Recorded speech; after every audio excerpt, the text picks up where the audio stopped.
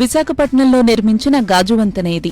Visakhapatnam metropolitan region development authority ఆధ్వర్యంలో కైలాసగిరిపై ఈ వంతెన నిర్మించారు. దీని పొడవు 55 మీటర్లు. ఈ బ్రిడ్జిపై ఒకేసారి 100 మంది నడవచ్చని అధికారులు చెప్పారు. దీని పైనుంచి చూస్తే చుట్టూ ఉన్న ఎత్తైన కొండలు, లోయలు, సముద్రం కనిపిస్తాయి.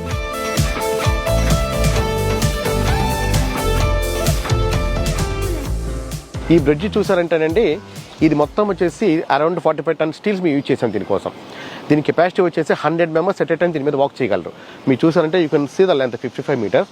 ఆ రోప్స్ కూడా చూసారంటే we got from UK those ropes.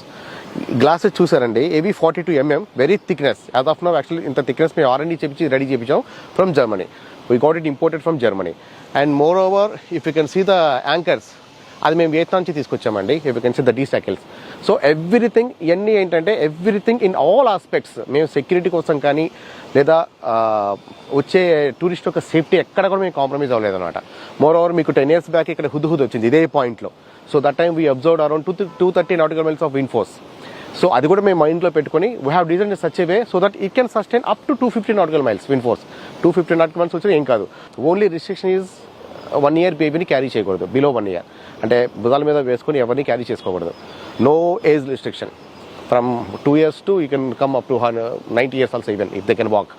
So మీరు చూసారంటే ఈవెన్ జంక్షన్ లెవెల్, అంటే మీరు ప్రతి రో పాయింట్ దగ్గర ఒక గార్డ్ ఉంటాడు. ఇది వ్యూ పాయింట్ అండి. ఇక్కడ మీకు టోటల్ 6 members గార్డ్స్ ఉంటారు ఇక్కడ. అంటే ఇక్కడికి వచ్చేసిన తర్వాత లేడీస్ ఎస్పెషల్లీ వాళ్ళు they may get panic. So అటువంటి టైంలో మేము వాళ్ళు గార్డ్ చేసి పక్కన తీసుకెళ్ళడం కోసం ఉంటుంది తప్ప మిగతా సెక్యూరిటీ ఆస్పెక్ట్స్ అంటే రోప్స్ కానీ లేకపోతే సేఫ్టీ హ్యాండ్స్ అటువంటి ఏమీ అవసరం లేదండి. యాజ్ ఆఫ్ నౌ ఈవెన్ మీరు డిజైన్, కన్స్ట్రక్షన్ కూడా అదే వేలో చేయడం జరిగింది. ఈ వంతెన నిర్మాణం పూర్తయిందని, త్వరలోనే పర్యాటకులకు అందుబాటులోకి తీసుకొస్తామని అధికారులు తెలిపారు.